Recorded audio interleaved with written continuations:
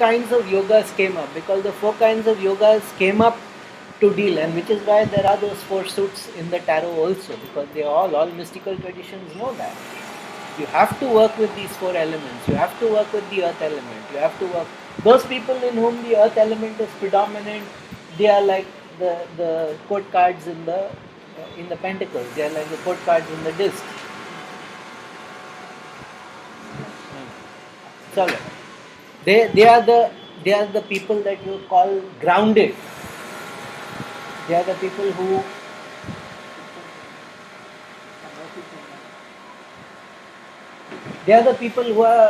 who love the word practical. They are no, that's all fanciful. That's not realistic. That's not going to happen. They are the people who are always very proud of being practical. They are very proud of being hands-on. The whole language is about tactility. Touch. What you can see, what you can actually experience, that is real. So for those people, actually, hatha yoga. They love the body so much. If you don't give them something to do with the body, they'll never grow. So all right, you work with your body, you play with your body, because that is where your consciousness is resting. Quite apart from the health benefits, of course, it was all reverse engineered, because most asanas came up in meditation. Somebody would be in meditation, and before then they'd find that they have woken up in a particular contorted way. They've woken up in an asana, and then they figured out these are the benefits of that asana at a mental level, at a physical level. So all this is reverse engineering. The whole science of hatha yoga is reverse engineering, where now we place the body in that posture so that we get that, we can download that benefit. We can download that physical benefit, we can download that emotional benefit, we can download that creative benefit, and most of all, the akashic. So it's basically reverse engineering. Not that it always works, because the persons have to be initiated also. Most people do not know to do asana with the thought of, let me learn from the asana, let me get the benefits that the asana can confer on me. Because the whole point is that I must lose weight, or I must be flexible. They don't understand that every asana can teach you something. Every asana has a whole library encoded within it, at multiple levels, at the physical level, at the emotional level, at the creative level, at the intellectual level, and last of all at the consciousness level, at the akashic level. People don't realize that, and most teachers also don't know that. Because teachers are also vibrating from the earth level, no? Yeah. So it's quite funny to see how people simply miss the ocean of opportunity that is an asana, and all they get out of it is, I've finally been able to.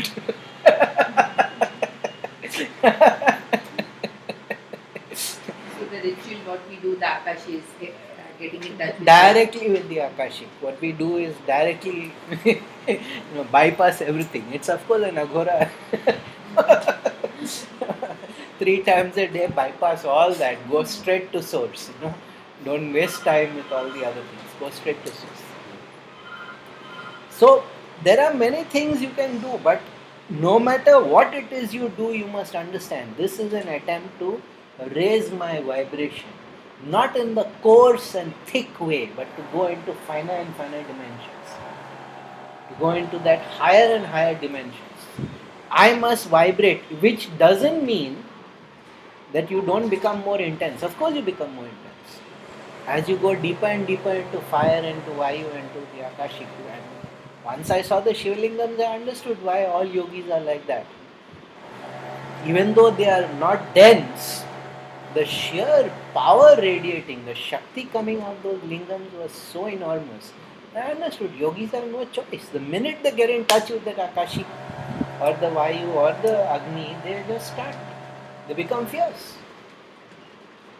And they're not angry or they're not upset or anything. It's just that the intensity is the intensity. Because that is the nature of the tattva. That is the nature of the tattva. So, people don't understand, and most people, they prefer that you be a sort of earth tattva or a water tattva because that is still acceptable and you can deal with it. The person values the physical externality, or the person is in the emotional, and the person functions from emotion, and because he is a yogi or because he's done so many years, he will have very few negative emotions. He will have only positive and nurturing emotions. So that is what people project onto teachers. They want to see only that water tattva. They want to see only that that emotional side, the nurturing, healing side. That is what they are saying. That we want healing, we want nurturance. But some yogis are moved. They are fiery. They are intense. They are in that, or they, and people feel that they don't get it, which is actually wrong. But the expectations are the biggest problem. The expectations. Ramana Maharishi also, you would be surprised, for a man who was so mild, he once said, certain people come here and do one namaskar to me and they think that they own the whole ashram. After that I have to follow their instructions. He was provoked. Can you imagine such a mild person like that? He was provoked into because they were not getting what they expected. They were not getting that. So it's a one namaskaram and they think they have become princes of the world.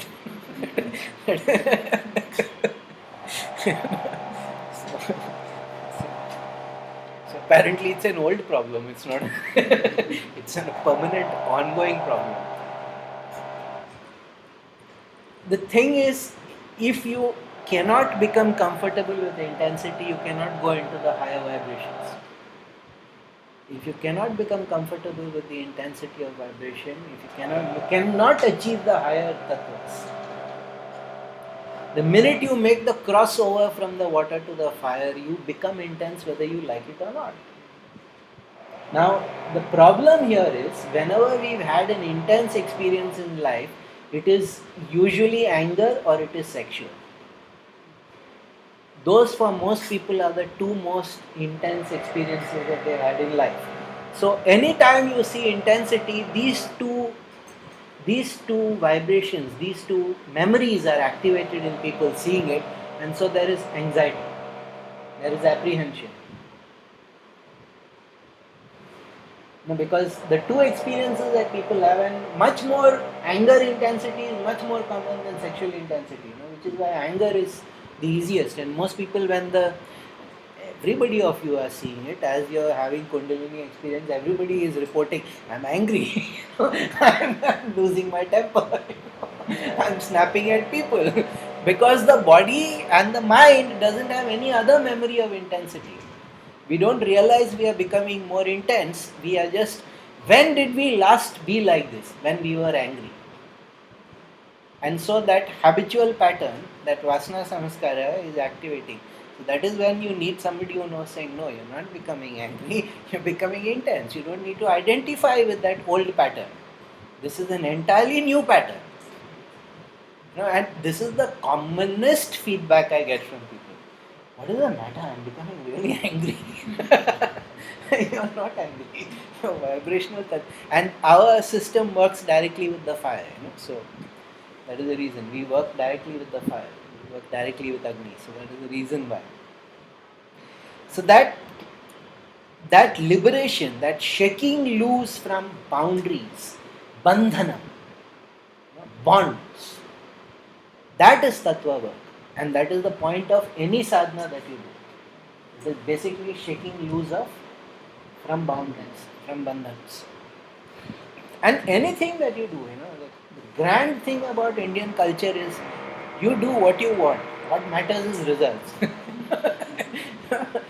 Have you grown spiritually? That is the only thing we care about. We don't care whether it was the proper procedure or it was the accepted routine or was it mentioned in the book. This is the only culture in the world which says about its own sacred scripture, the man of realization stands on the head of the Vedas. That is extraordinary. That is extraordinary. But because the yogis had this knowledge, now more and more people, and every culture in the world, any culture which has occult work, shamanism, meditation, they know the first thing they understand is these vibrations: earth, water, fire, air,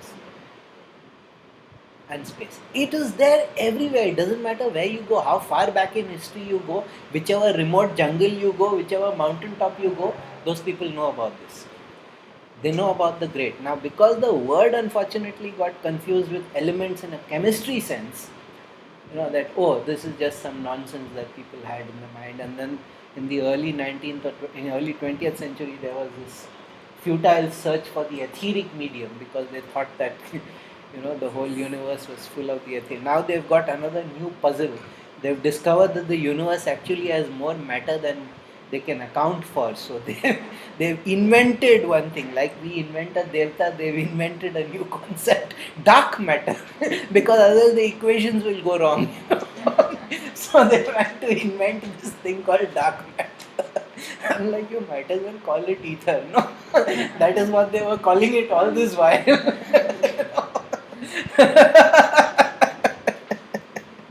Anyways, so even a system like proper astrological training was very different. Not like even a system like the tarot, of course, is one of the best, because over there it is very clearly there: earth, water, fire, and space. It's very clearly there. So if you can use the tarot as an instrument, as a yantra, if you can use the tarot as a method of sadhana, as a spiritual process, that is magnificent. Instead of using it as for predictions and things like that. Because it very clearly shows you what your tattva vibration is. If you have a wand card, it tells you what your Agni vibration is. If you have a pentacle card, it tells you what your earth vibration at that moment is. Is it vibrating well or is it not vibrating well? So if you look at the readings in that manner, if you look at the cards in that manner, it really enhances at least the awareness and the understanding to a great extent. For your own self, you should look at it always in tattva terms. You should always look at it in how am I moving. Which is why people get very upset when the sword cards come. Oh my God, bad cards, bad cards. But no, it only means those are the mental bandhans. Those are the mental blockages you are imposing on yourself. Either because of vasana samskara or because you don't know any better. And until you get through that, until you get through all these lifetimes of conditioning, you won't break through to Akasha. You won't break through to the major, to the major arcana. So that is always a necessary boundary. Which is why when I teach the tarot, I always start with the pentacle suit, and then I go to the water suit, the cups, then I go to the wands, then I go, and finally only I let people come into the major arcana. Because go from the densest to the most refined. Start with embodiment. Start with embodiment. Buddha, of course, was a famous tarot. He was a Taurus. So all his sadhana, everything is body based. All the work that they do is from the body. It's from an earth level. It's very fascinating because of that nature. And you look at any organization and you look at the zodiac sign of the founder, and you will know that all the sadhanas will be based. If it is an emotional person, it will be all bhakti based. If it is a very kind of fiery person, it will be all, do this puja, do this havan. So it's that sad. That innate limitation manifests so clearly. And one of the things we need to do is, yes, while you will never escape your basic tattva, whatever is your zodiac sign is your basic tattva. And there is usually one supporting tattva. Which means you're not only air, you'll be air and fire or air and water. There's usually also one supporting tattva. But what are the signs and they all break down into 4 categories. They are either earth signs, water signs, fire signs, or air signs. Nothing can be Akasha tattva. I'm Aquarius, so I'm air sign. But it's pretty obvious that what? No, Aquarius is air. Aquarius is cranky, no? It is eccentric. No? Aquarius has to be cranky and eccentric, so we'll carry water, but it's an air sign. You find that confusing, it's your problem. Deal with it. Leo is what? No, Abhay is completely not Not the zodiac signs. No, the zodiac signs matter only in terms of the tattva symbolism. So now it makes Yeah. now it's worth looking at. It matters. She is Leo, then no doubt about it. This whole place is full of Leo. Sagittarius. What type of Huh? Sagittarius tattva is? Sagittarius is fire. Fire. I very obviously there is fire tattva in me. You don't have to say that. It's like so. My two predominant tattvas are air and fire, and the mind keeps functioning. All the knowledge, all the everything. So that's basically in it. So you just look at. There are always these two dominant tattvas, but thing in sadhana, the thing in spiritual process is don't be limited by the tattva you are born into or the tattva that you try and work through. The point is to get to Akasha. The point is to break the bandhans. Otherwise, even if this is a vast bandhan, it is nevertheless a bandhan. It is nevertheless a limitation. And this people just simply don't get. I find it very fascinating that the astrological, the charts and the personalities, those are so much more important, but everybody gets into drawing up charts and this will manifest, that will manifest. And the truth is, every zodiac sign comes with a unique personality, and in the tarot, it's even more interesting. Each zodiac sign is taken care of. There is a particular card for every 10 days. Each zodiac sign is about 30 days. 30 days. There is one card which is the gateway, the point of entry for 10 days at a time. Yeah, so each card has a sort of gateway for that. One card represents the gateway for that vibration. Because even the personalities within that zodiac sign, the first 10 days they are different personalities from the middle 10 days and the last 10 days. Yeah. They're very widely different. And so the tarot card kind of symbolizes that. It is the point of entry. It is the point of entry into manifestation. So that's of course a very complex thing. One day I'll teach tarot gateway. It's really fun because people get kind of totally shaken up. This one card has captured everything about me.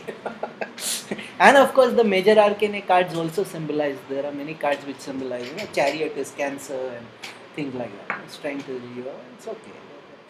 Let's not get into the astrology business. What you're also saying is that whatever maybe your tattva that you're born with, but you still have to work with all the others. You have to work with all the others to get to Akasha. Not like if you're at mind, then you only need to. If you're at mind, actually you find it more difficult to get to Akasha. Because the mind, mental limitations. yeah, you create so many fancy games for yourself. I told you that thing, the person has dissociated from the emotion, the person has dissociated from the body, and the person thinks I'm enlightened. One of the great dangers that yogis know is you go so deep into internal samadhi that you start creating an internal universe and then you never come out of it. In that internal universe, you are God.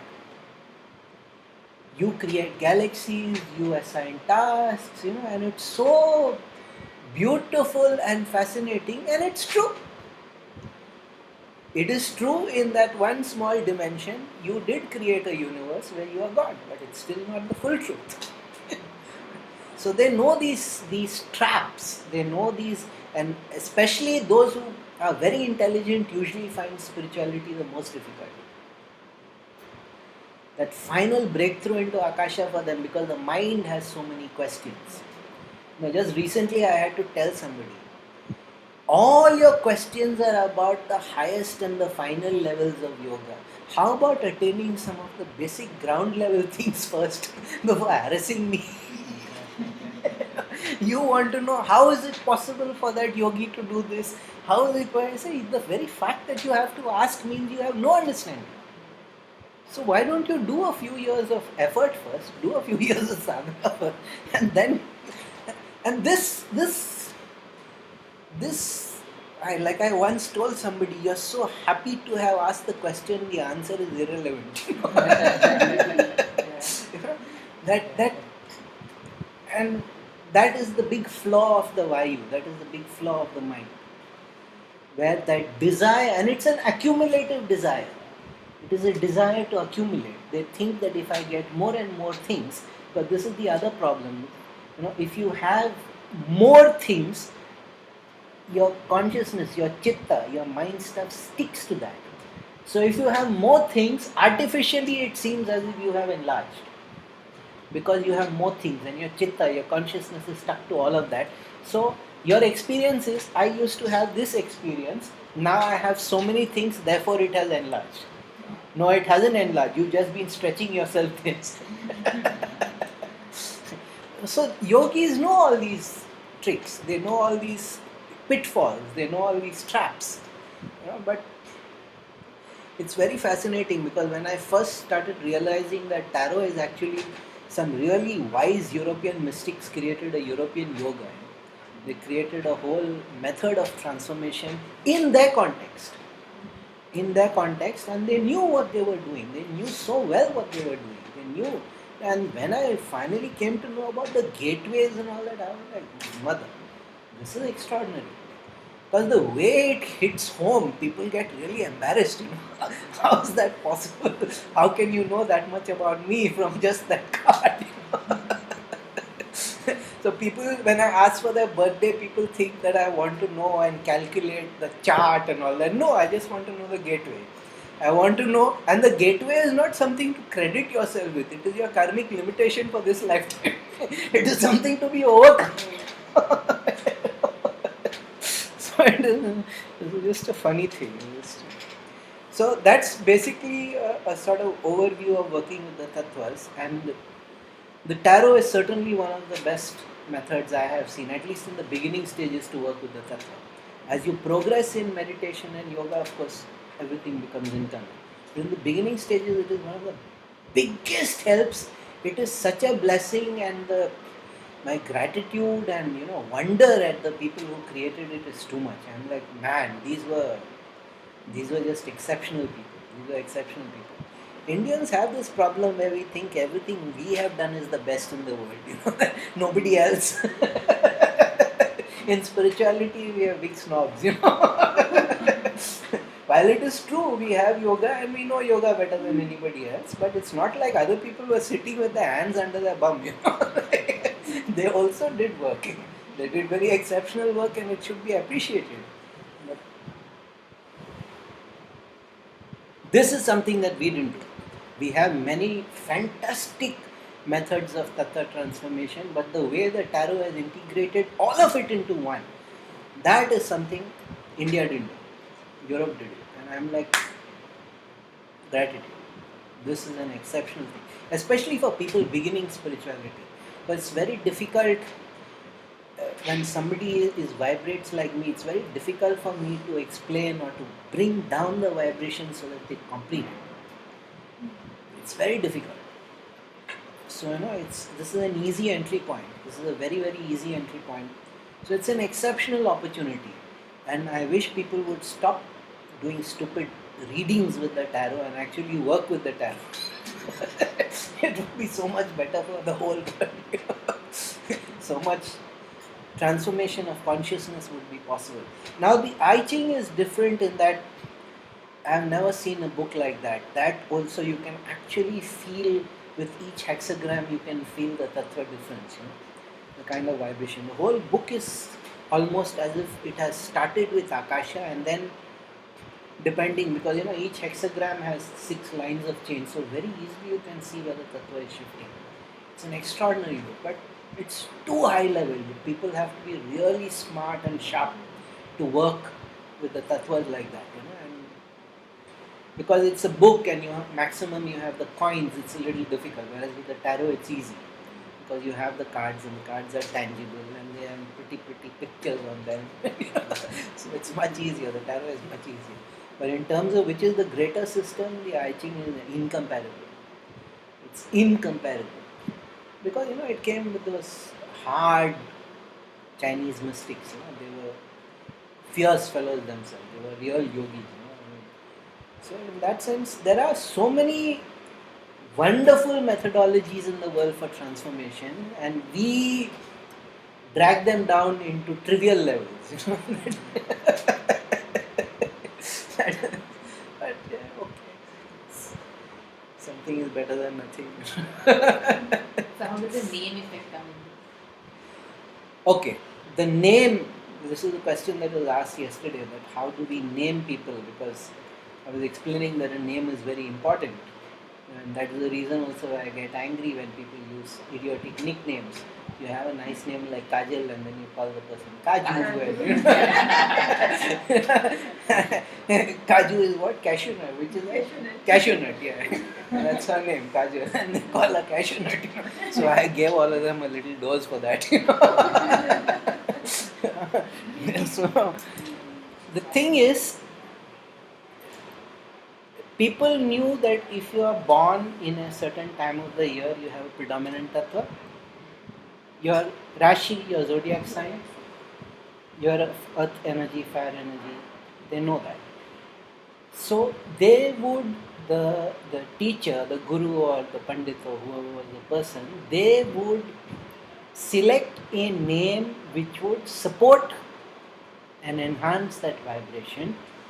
At the same time, it would provide a little challenge. It is not like if you are a fire vibration, you just give them a fire vibration name and leave it at that. Because the point is to come to Akasha. The point is to break through. So the syllables of the word, the syllables of the name used to be structured in a way. You remember when I spoke about how the vibration of the syllables matter. So the name had to be selected in such a way that this will be an optimal name and it will help the person to progress. Now there was a wrinkle, an added wrinkle to that. If you get married, then your two karmic streams come into being and they might not always help. So very often when we got married, we would change the girl's name. The girl would be given a new name which would be in harmony with the husband's name.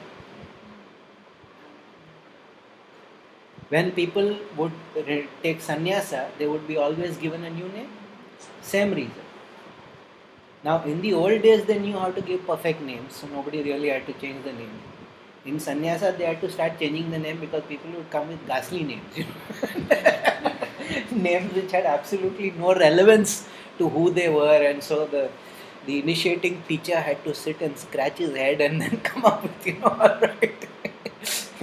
Now, why did they not change the boy's name? Because the boys normally used to stay with the parents. The girl was the person coming in from outside.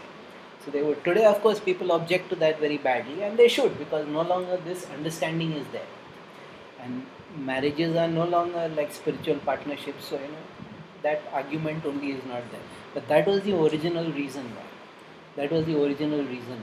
So choosing a name is a very significant thing. Choosing a name is a very important, and you just can't do it because you liked a film star when you were stupid as a young adolescent.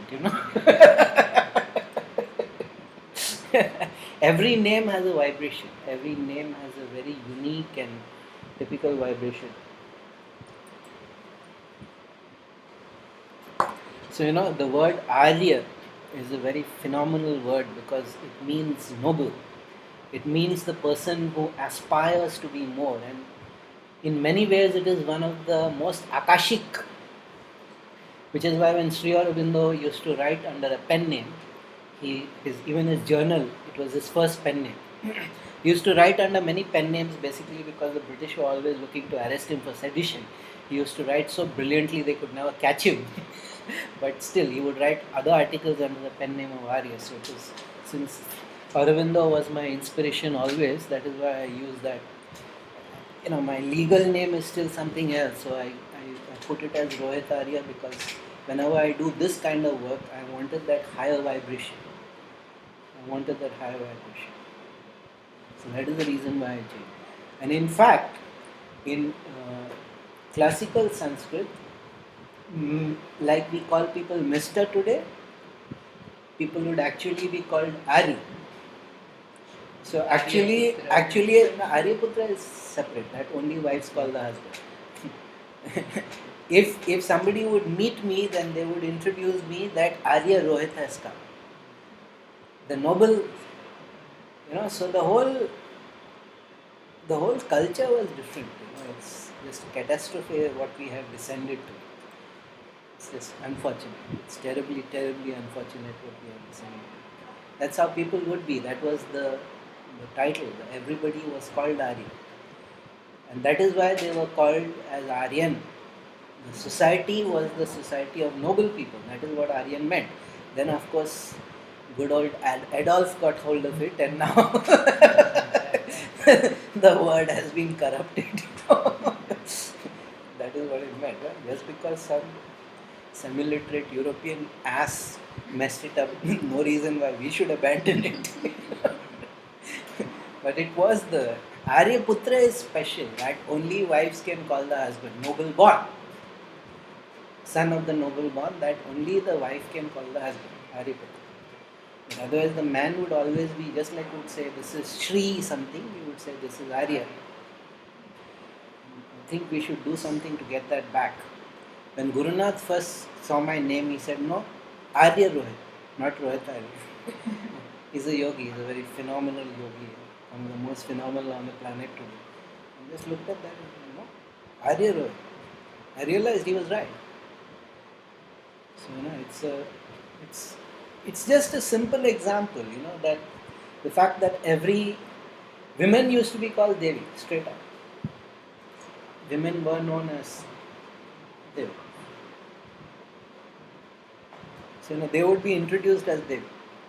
So, women always had the higher stature that way than the men. Because the men were only noble, the women were goddesses.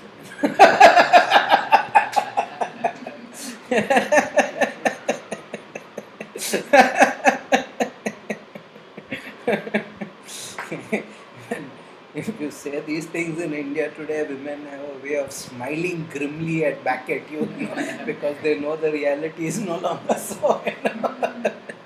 But it was true at one time. It was true at one time, and we lost those aspects of our culture, which is pretty catastrophic. It's a disaster, there is no other word for it. It's a disaster what has happened. What we consider to be Hindu culture today is something that is hardly 350 years old. In most parts of the country, what passes for Hinduism is something, most of the practices, most of the rituals, most of the pujas, everything, most of the social structures are hardly 350 years old. The ancient classical world barely survives in Tamil Nadu and Kerala, bits and pieces. In fact, only in Tamil Nadu, even Kerala it's gone. The authentic way that it used to be, just about, and even in Tamil Nadu it's on the way out. Another 20 years and it will be gone. So the whole society used to be consecrated. You see, the point was we made the experiment and we made it happen. We actually created entire societies which were living in a zone that was consecrated. It's quite an extraordinary thing to see. So the Rashis that come along with the sun signs, are they meant to complement the sun signs? See, now it's all got complicated. Most of what passes for the horoscope today again is all recent inventions. They are not classical. You know that something is dicey because immediately they will say this is Vedic astrology. I said, show me one word in the Vedas which says Jyotish. Everything they forcibly tag on the word Vedic. This process has been going on for a while. Also, Swami Vivekananda once famously said that every village superstition says that this is in the Vedas, and it's not. So the minute somebody says this is Vedic something, Vedic whatever, and I lose interest. Because unlike them, I have read the Vedas and I know that it's not true. So this whole Vedic astrology is dishonest. There is no such thing. There is nothing in the Vedas about astrology. It's a very, very dishonest thing to say. But it's all done for survival reasons, so then I don't really feel that bad also. People do what they do to survive. If they'll get a few more clients by saying Vedic, but it's wrong.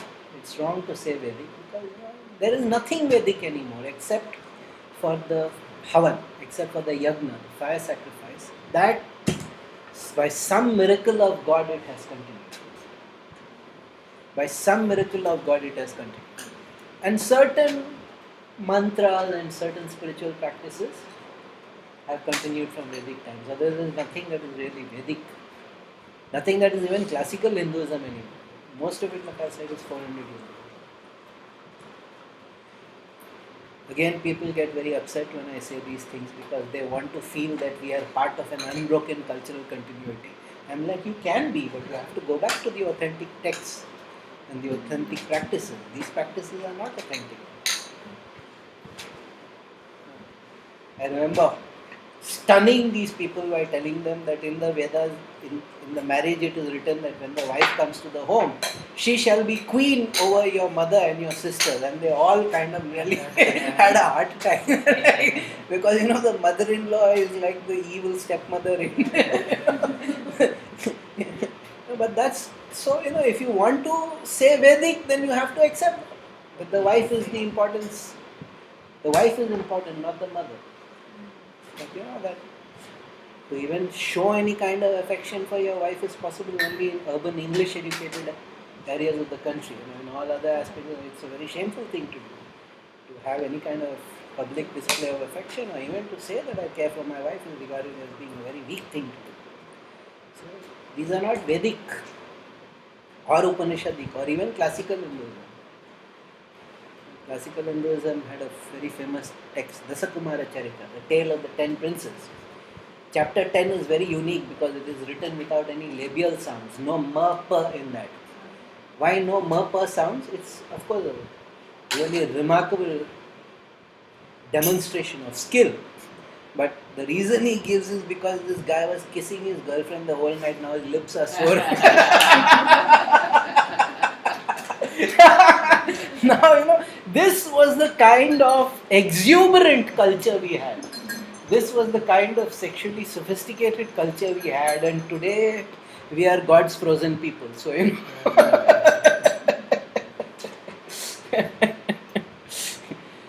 only one way, go back to Akasha Tattva, increase Akasha Tattva in everything that we do, everything consciously, more Akasha, more Akasha, more Akasha. That is why I put all of you into that ritual also. More Akasha. That works. Okay? Sarvam Shivamya.